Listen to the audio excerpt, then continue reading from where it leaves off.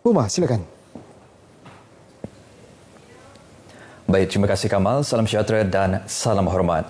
Hari ini merupakan hari terakhir mesyuarat kedua bagi penggal kelima Persidangan Dewan Undangan Negeri Sarawak ke-18. Persidangan hari ini menyaksikan ucapan penggulungan oleh ketiga-tiga timbalan Ketua Menteri pada sebelah pagi. Manakala ucapan penggulungan oleh Ketua Menteri Dato' Patinggi Abang Johari Tun Nopeng yang juga Menteri Kewangan dan Perancangan Ekonomi berlangsung sebentar tadi. Menurut Dato' Patinggi Abang Johari Tun Nopeng, strategi pemulihan ekonomi Sarawak adalah untuk memperkasa keberkesanan sektor perkhidmatan seperti pengangkutan dan logistik, sektor berkaitan pelancongan termasuk perumahan. Menurut beliau, usaha ini bagi menyokong perkembangan sektor ekonomi yang melibatkan antaranya pertanian dan perindustrian. Dalam pada itu berucap pada sesi penggulungan Persidangan Dewan Undangan Negeri di Kuching. Beliau turut mengumumkan bayaran insentif khas bersama sebulan setengah gaji atau minima RM2,000 untuk kaki tangan perkhidmatan awam negeri Sarawak. Ketua Menteri Dato' Patinggi Abang Johari Tun Nopeng berkata, pembayaran akan dibuat sebelum penghujung tahun ini. Beliau turut mengumumkan bayaran insentif secara sekali beri atau one-off RM500 kepada pegawai-pegawai perkhidmatan awam persekutuan yang berkhidmat di Sarawak yang akan dibayar pada suku pertama 2021. Dalam pada itu, kerajaan negeri telah membelanjakan kira-kira RM96 juta sejak Mac hingga Oktober lepas bagi melaksanakan pelbagai strategi dalam menangani wabak COVID-19 di Sarawak. Timbalan Ketua Menteri Dato' Ahmad Douglas Sugambas berkata, Jawatankuasa Pengurusan Bencana Negeri JPBN menerapkan langkah jejak, uji, kuarantin dan pengasingan apabila terdapat kes positif. 10 strategi utama telah dilaksanakan oleh JPBN dibiayai oleh Kerajaan Sarawak untuk memastikan kejayaan polisi pencegahan penuh.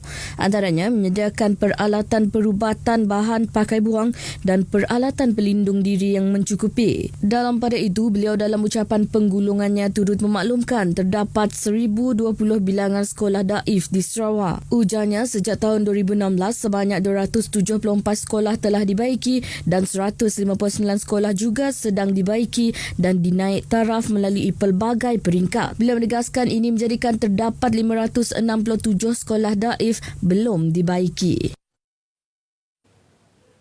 Sarawak komited mengekalkan kelestarian alam sekitar sekaligus membangunkan negeri ini. Timbalan Ketua Menteri merangkap Menteri Pembangunan Bandar dan Sumber Asli 2, Dato' Amar Awan Tengah Ali Hassan, dalam sesi penggulungan bagi kementeriannya di Dewan Undangan Negeri di Kuching berkata, dasar guna tanah negeri telah menetapkan 7 juta hektar untuk sektor perhutanan.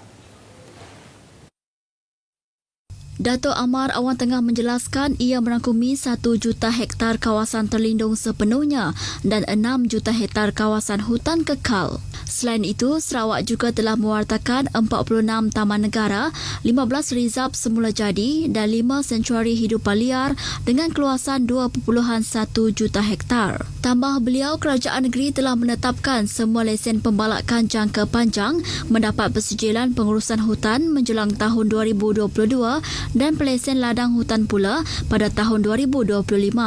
Manakala setakat Oktober lepas, sebanyak 14 unit pengurusan hutan seluas 1.32 juta hektar dan 6 unit pengurusan ladang hutan seluas 95,434 hektar telah dipersijilkan. Sementara itu, kawasan Heart of Borneo juga telah diperluaskan daripada 2.1 juta hektar kepada 2.7 hektar dari Lawas ke Tanjung Datu.